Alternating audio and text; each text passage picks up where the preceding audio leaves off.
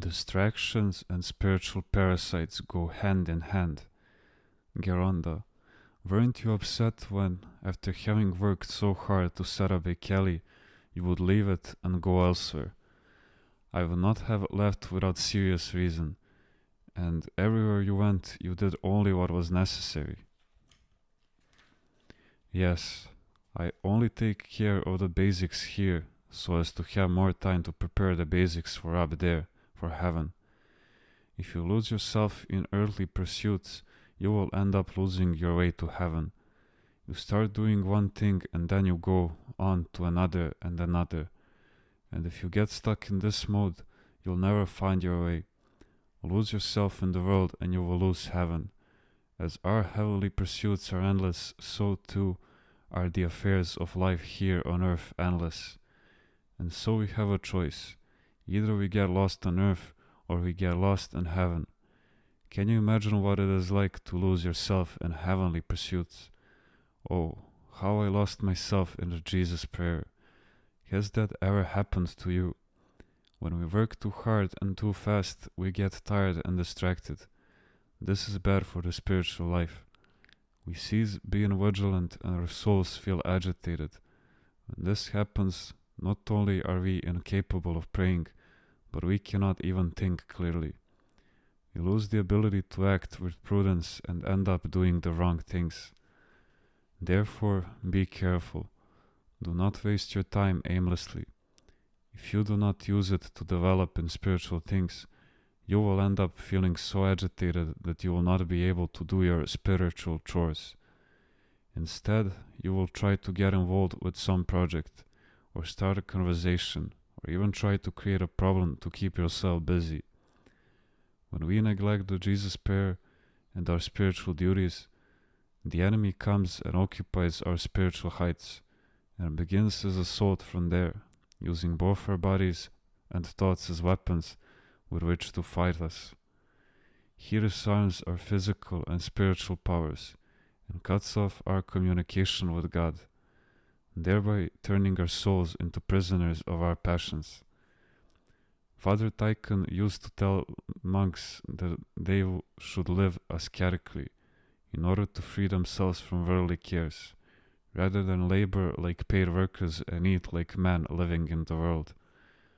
The monk's job is to do prostrations, to fast and pray, not only for his own sake but for all people, both living and dead. Of course, he must also work in order to provide for the bare necessities of this life, and avoid becoming a burden to others. Geronda, are distractions always an obstacle to the spiritual life? Some distractions here and there will not harm you, if your primary concern is monastic obedience. If your interest in the work assigned to you in the monastery or in the help you provide for a sister does not become excessive, then your desire for the Jesus prayer and your help to others will be constructive. However, when you surpass the boundaries, becoming excessive in these things, and start adding distractions and spending your time on worthless things, then your mind will become scattered and depart from God. How can we experience the joy of being close to God when our minds are not focused on Him? It's easy for the heart to grow cold. When, for instance, I have visitors, the work I do is spiritual, and yet at the end of those days, my heart does not feel as it does when I spend a day praying. My mind is filled with all sorts of things, and it is so difficult to remove them. As much as you can, try to say the Jesus prayer mentally during the day or chant in a low voice. Actually, a little spiritual reading, especially before prayer, is very helpful. It warms the soul and dispels the distractions of the day. Then, with our souls freed and transported to the spiritual and divine atmosphere, our minds work with undivided attention. When we read a short but powerful chapter from the Gospel or a passage from the Geronticon, our minds are transported to the spiritual realm and do not leave. You see, the mind is like a lively child, running about in constant play. Entice it with spiritual candy, and it will not run away anymore. No distractions or concerns bring tranquility to the soul and lead it to spiritual success. Too many concerns become spiritual parasites that separate us from God. Like static, they get in the way, and our wireless spiritual transmitters cannot give a clear signal. There is no excuse for a monastic who does not have an active spiritual life. Lay people have so many obligations and still try hard to live spiritually. We, on the other hand, have none of their cares. We have no rent or debts to pay, and we need not worry about losing our jobs.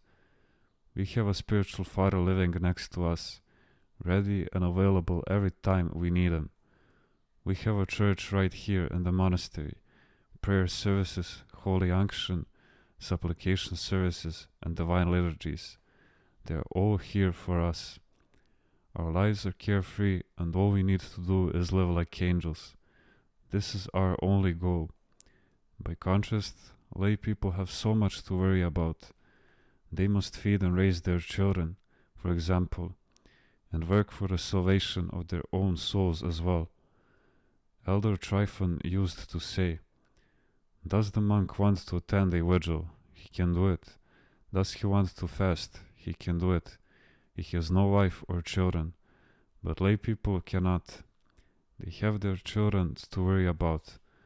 One child is asking for a pair of shoes, the other needs new clothes, the other needs something else."